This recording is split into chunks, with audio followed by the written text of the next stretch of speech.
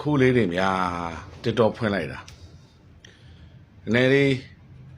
စိတ်တူစရာကောင်းတဲ့ post တစ်ခုတွေးလိုက်ရတယ်ပေါ့နော်ကျွန်တော်ပတ်ဝန်းပတ်တူးနဲ့ကျွန်တော်တင်ပေးမယ်တက်တော့ဘောကသွားတူပညာရှင်တယောက်က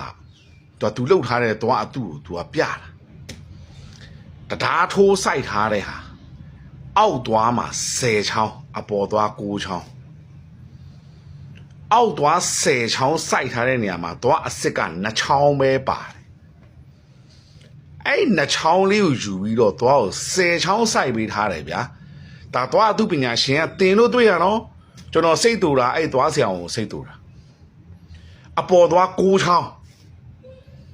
9ချောင်းမှာ2ချောင်းကိုပဲယူပြီးတော့အလယ်မှာ9ချောင်းထည့်ထားတယ်အဲ့လှုပ်เสียလားကျွန်တော်ပြောမယ်အဲ့လှုပ်เสียလားလို့အဲ့ဗီဒီယိုဖိုင်ကျွန်တော် screenshot လည်းယူထားတယ် download လည်းယူထားတယ်ဘယ်စေးခန်းလဲတော့မသိဘူးဒီသွားသူပညာရှင်လည်းကျွန်တော်မသိဘူးဒါပေမဲ့အဲ့ဒါကြီးကတော့နည်းနည်းလွန်သွားပြီကျွန်တော်ပြောမယ်လူနာကသွားအသေးဆိုင်ရှင်နေဆိုရင်တော့လုံးဝမလုတ်တဲ့ကိစ္စကြီးဗျာကျွန်တော်သွားဆရာအောင်ချင်းကျွန်တော်တိုက်ခိုင်းနေတာမဟုတ်ဘူးနော်အဲ့ဒီသွားကိုစိုက်ပေးတဲ့သွားဆရာအောင်ကဘာအသွေးနဲ့လဲဒီကိုစိုက်ပေးထားတာကိုပြောချင်တာကျွန်တော်တို့ကတော့ရှင်းတယ်ဒီလိုနေထားမျိုးမှာလူနာက implant မဆိုင်နိုင်ဘူးဆိုရင်တော့ကျွန်တော်အလုံးစုံသူ့လိုမှအန်ကတ်ပဲကျွန်တော်ပတ်စံတစ်ခုတည်းနဲ့ကျွန်တော်အလုံးမလုံးကျွန်တော်အမြဲတမ်းပြောရတော့ပတ်စံရှာဖို့ဈေးမကူနဲ့ဈေးကူရင်ပတ်စံရှာအဲ့ဒါကြီးရတယ်လွန်လုံးအားကြီးသွားပြီဗျာခင်ဗျာကျွန်တော်ပြောမယ်အေယာဝတီမြစ်ကူးတရားကြီးကိုကြည့်လိုက်တရားအရှိကြီးဟိုးဘက်ကန်းနဲ့ဒီဘက်ကန်းပဲအမီယူထားတယ်ဆိုရင်ကားဖြတ်ကူးပါနဲ့အလဲကနေကျိုးကြမှာပေါ့အလဲကနေထောက်တိုင်နေဆိုအလကားထည့်ထားတာမဟုတ်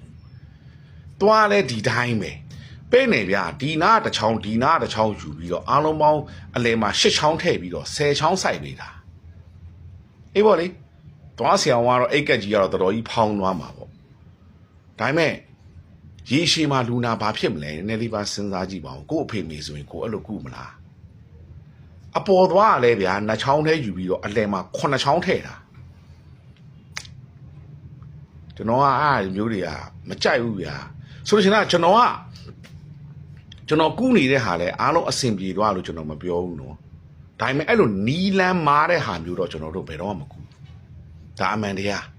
ဈေးကူတယ်ဆိုတာအနည်းနဲ့များချွတ်ချော်မှုလေးတွေရှိတတ်တယ်ဒါပေမဲ့ဒါကြီးရဲ့တမင်တက်ကြီးလောက်တာဗျာအဲ့ဒါကြီးကတော့မကောင်းဘူးနော်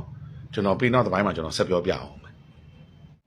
ဒီတော့စေးထားလေပသိမ်ရှိရဟာလေကျုပ် customer ကိုစကားပြောတာကိုတူပြောတယ်ငါတို့လည်းတူပဲပြောရနော်လမ်းပြောလိုက်တော့တူပြောတယ်ငါအော်ဆရာကြီးကျယ်လိုက်တာလို့ပြောတာငါတို့ငါမောင်နေမောင်တော့ခေါ်ခဲ့တဲ့ပါးရင်နားဆွဲရိုက်မယ်တဲ့တပ်ပြစ်မယ်တဲ့ဘာညာတွေငါ့အဲ့လိုမျိုးလာပြောနေရော What the hell ဘာဖြစ်လို့လဲငါတို့နေတော့ customer မမရိုက်ပြောရိုက်တဲ့ရိုက်ရမှာပဲလေငါတို့ကစကားနဲ့တည်းကျဲတော့တော့ဟာဆရာကြီးကျဲလိုက်တော့ပြောဘာဖြစ်လို့ငါမောင်နေမောင်တော့ခေါ်ခဲ့ပါရင်နားဆွဲရိုက်ပြီးတပ်ပြစ်မယ်ဆိုတော့ဒါ तू ပြောဆရာလားဒီမှာဆရာရှင်းဆရာဟို तू ဆရာကဘာဆရာတော့သွားဆရာလေးလည်းဖြစ်တည်ရဒီလိုစိတ်ခတ်တေးလေးနဲ့ customer ကိုအဲ့လိုကြီးကျယ်ပြောလို့ရလားတကယ်ဥပဒေမှာတိုင်ရဆိုရင် तू ကဒုက္ခရောက်မှာနော်ဆရာဝေကလူနာကိုကောင်းကောင်းပြောပိုင်ခွင့်မရှိရအော်ကြီးဟဲ့ကျင်နဲ့တပ်ပြစ်မယ်ပါးရိုက်ပြစ်မယ်ပြောစရာစောက်ကြောင်းမှမရှိဘူးလောလောဆယ်မတော့ဒုက္ခရောက်တော့မယ်တရားဆွဲလို့ရရှင်ဟာငါတို့လည်းတရားဆွဲလို့ရတယ်ငါတို့လည်းပြန်ဆွဲလို့ရအမကြောက်ဘူးဆွဲမယ်တရားဆွဲမယ်ရတယ်မဟုတ်ဘူးတရားဆွဲတယ်ဆိုဆွဲမယ်လေငါတို့ဥပဒေနားမလဲတဲ့လူမဟုတ်ဘူးငါကသူ့ကိုပဲလမ်းပြောလိုက်တာငါပြောတာဘေးချိန်ကြာမှာလားငါဒါပဲမေးတာနော်ငါနေတို့ဆဲတာဆိုတာတခုမှမပါဘူးတိလားရိုင်းမှာဟောပေါ့ဒါကနေတို့ customer ကိုမိုက်ရိုင်းတာတက်တေယူတာအလကားနေရင်နေတို့စော်ကားနေတာမဟုတ်ဘူးနေတို့ကသွားလို့ပြီး service ပေးပြီးမှတိလားနော်အမလဲလိုင်းမမောင်တင်ချမှာတိလားလွဲနေရပါနားတယ်မဘလို့လွဲရလဲရှင်းပြပါအောင်ငါခင်ဗျားလို့ဗာပြောလိုက်တာရှိလို့လေနေတော့ငါ့ကိုပါးတွေနားတွေဆွဲရိုက်မယ်လို့ပြောတာငါစိုက်မှုကတ်ထားတယ်လေစကားတူပြောပေးပါမြင်မမြင်ရတာငါတို့ကလည်းသူပြန်มาဆိုလို့လမ်းပြောလိုက်တာခဏမှလည်းလူမရှိဘူးငါပြောတာနေတော့သွားရင်ကြာမှာလားလို့ငါအဲ့လိုပြောတဲ့ခါကျတော့ငါမောင်သူပြင်းနာမှာဖြစ်တာတွေအကုန်လုံးငါပြီးစီအောင်ကျမငါလိုက်လာပေးရလေသူကကလေးကိုတော့ရှင်းပြတယ်ကလေးကဘာနားလဲမှာတော့အဲ့ဆိုသူတခုခုပြည့်ဆိုငါ့ကိုလာပြောရမှာလေဟုတ်တယ်မလားအဲ့ဆိုရှင် ငါအတန်လေးကျတော့တော့ငါအလူကြီးလာပြောပြီးမှကြီးကြီးကျယ်ကျယ်ဆိုဟာအကွာကြီးကျယ်လိုက်တော့ငါဒါပြန်ပြောရလေဟုတ်တယ်လေအဲ့ဒါကိုတော့ဘာဖြစ်လို့ကလေးကိုငါ့ကိုတော့ခေါ်ခဲ့တက်ပြစ်မယ်ပါရဲ့နိုင်ဆွဲရိုက်မယ် तू ပြောကြစောက်ချောင်းပါလို့လားဇာရှိခေါ်ထွက်ခဲ့နော် မဆောင်နဲ့မနိုင်ပါနဲ့ရှင် ဟမ် မဆောင်နဲ့မနိုင်ပါနဲ့ ငါစောင်းနေပါနိုင်တယ်လားဘေးစကလုံးကစောင်းနေနိုင်နေတာလား အော်ဖုန်းချလိုက်တာကောင်းမယ်ထင်တယ်နော် မကောင်းပါဘူးဟဲ့ငါတို့တက်တယ်ယူရလေဒါမီတော့ဒီမှာ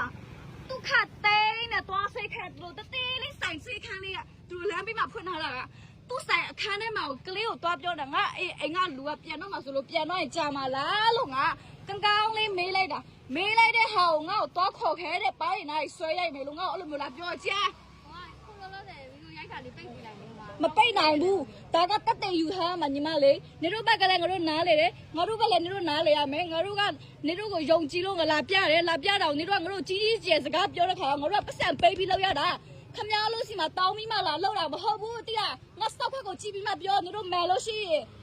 ကြီးကြီးကျယ်ကျယ်နဲ့ငါ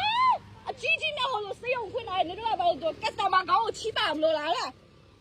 ကက်စတမာလို့စပစ်ပေးတဲ့ရတာစပစ်မပေးတဲ့စိုက်မဖွင့်နဲ့နော်စိုက်ဖွင့်ပြီးဆိုလူလို့ပြောငါတို့ကပတ်စံပေးပြီးလာကြည့်တာအလကကုသိုလ်လာလို့ပြီးမှကြည့်တာပြနေတာမဟုတ်ဘူးဟဲ့နားလေဖို့နော်ဟိပတ်ဆွဲအခုချင်းချင်းတို့ရဲတိုင်တော့ငါမဲနေတိလားဥပဒေနားမဲလို့မဟုတ်ဘူးနိုင်ငံခြားမှာတက်ပြီးပြန်လာတာ तू ရောတော့ဆေးဆရာဝင်လက်မှတ်သူ့မှာတင်ချရှိတယ်ဆိုတော့ तू တင်ချလာပြောလာပြီးမှစောကနေတော့မိုက်ဆိုင်တာလေသူ့ငါရှိမှလာပြောငါမောင်ရှိမှပြောစရာမလိုဘူးကလေးကိုပြောစရာမလိုငါ့မှာလာပြောနော်ဘာလဲမိကလေးတသေးလေးတယောက်ထဲဒီထဲမှာဆိုရင်ငါတို့ဟိုလေတော့လှုပ်ချင်လို့လှုပ်လို့ရမှာချင်နေလား မလေးပဲခလေးမလေးလို့လည်းပဲခလေးပါပဲရှင် ခမည်းလို့ငါပြောနေတာမဟုတ်ဘူးနေတို့ဆရာကငါ့ကိုလာပြောနေတာလေနေတို့ကဘာလို့အဲ့ဒီနာပေးနေရလဲငါဘာအမားတခုပြောပါလို့လဲနေတို့ CCTV မရှိဘူးလားပြက်စစ်လေလူလာကက်စတမာလူလို့ဆက်နော်လုံးနေတာသွားတသေးလေးပဲလုံးနေတာနေတို့ကလူအသက်ကယ်နေလို့နဲ့စောက်ကြီးစောက်ကျင်တဲ့စကားပြောလို့ရှိရင်ဟာကောင်းမပြောလို့တတ်ဘူးလားငါပြီးမှဟိုမှာကတ်ထားတဲ့ဘာညာတွေဆိုငါလည်းကြောင်တော့ပေါ့ငါလည်းမမြင်လိုက်ဘူး तू ပြန်တော့မှဆိုလို့ तू ကြာမှာဆိုလို့ငါလမ်းမေးတာလေးကိုဘာဖြစ်သွားရလဲစိတ်ခါတသေးလေးဖြစ်ပြီးမှစောက်ကြီးစောက်ကျင်နဲ့မကြည့်အမ